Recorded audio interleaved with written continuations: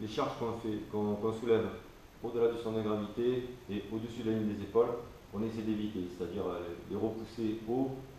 Si vous en faites, usez-en avec parcimonie, parce que ça entraîne des problèmes cervicaux et des problèmes d'épaule. Donc on travaille épaule basse, on essaie de ne pas dépasser ce niveau-là. Quoi d'autre? Ah oui, ce qui est important aussi, c'est donc le placement du bassin. On a vu que lorsqu'on avait des charges sur les épaules ou qu'on travaillait debout avec des charges, on mettait le bassin en rétroversion pour pouvoir aligner la colonne vertébrale. Et le regard est toujours perpendiculaire à la colonne tout le temps.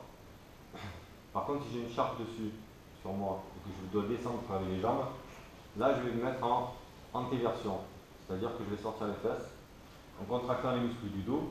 Et en fait, les muscles du dos, donc ils vont souder toutes les vertèbres ensemble. Donc ça va faire un bloc qui va en fait pivoter à partir du bassin. Donc là, il n'y a pas de risque pour les vertèbres parce que c'est tout en bloc. Donc, même que tu aies une charge lourde, parce que tu es bien placé, puis en arrière et menton devant, et tu regardes un peu plus haut que la ligne d'horizon, tu es bien placé, tu restes arrêté. L'expiration.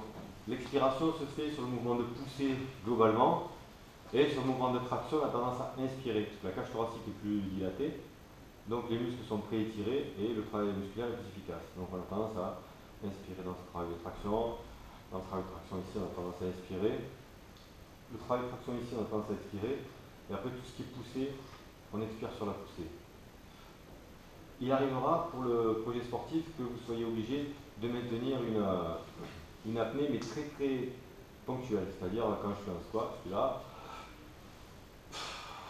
C'est-à-dire, l'apnée, elle va faire que, avec la contraction des abdos, ça va rendre le caisson rigide, c'est-à-dire thorax et abdomen. L'abdomen, il est rigidifié par les abdominaux. Le thorax, il est comprimé avec le diaphragme qui bloque l'air.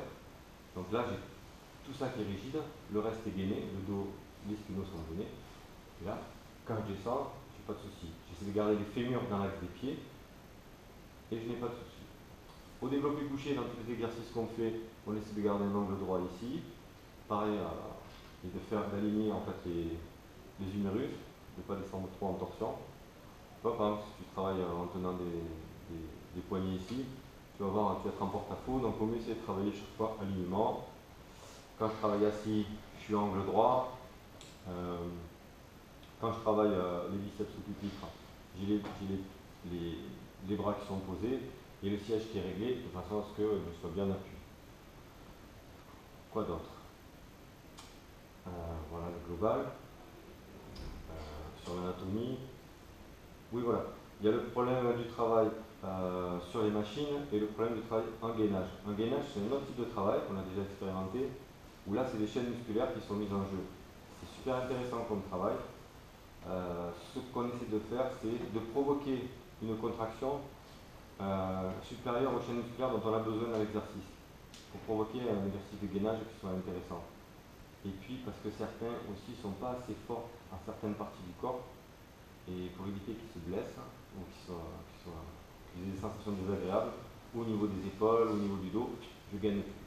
Là, quand on fait par exemple le sphinx, le truc sur les coudes, on appuie sur les coudes, on attend qu'il faut absolument travailler, contracter les quadriceps, les fessiers, le ventre, contracter les bras. On surcontracte pendant l'exercice de gainage pour en fait se protéger. Pour l'apnée, on évite toujours le travail en apnée, à part très très partiel dans le projet sportif, sinon le reste du temps on n'a pas de nécessité de travailler en apnée. Pas de nécessité de travailler en apnée. Même si c'est recherché dans certains sports et tout, nous on est complètement de côté en sport, au niveau lycée. Je crois que j'ai fait le tour.